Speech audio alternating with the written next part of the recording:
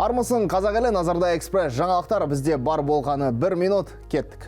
Алматы қаласындағы пандустар ешбір талапқа сай келмейді. Видеоны Newscore сервистік порталына жіберді.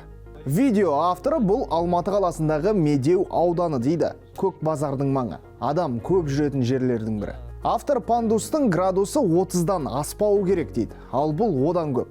Мүгедек адамдарға бұған көтерілу үшін қаншама күш керек. Оның үстіне жан-жағы шұңқыр. Бұл көз бояушылық дейді автор. Барлығы есеп үшін жасалған.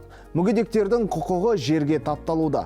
Осы базарда ғана емес, бұндай жағдайдағы пандустарды қаладағы көптеген нысандардан байқауға болады дейді. Анықтама. Қазақстан мүгедектер одағы ұйымының мәліметі бойынша еліміздегі пандустардың 5-10% ғана талапқа сай салынған. Ал Алматы қаласының өзінде ғана 56 мыңға жуық мүмкіндігі шектеулі адам тіркелген екен. Пандустар ол адамдардың күнделікті кездестіретін проблема.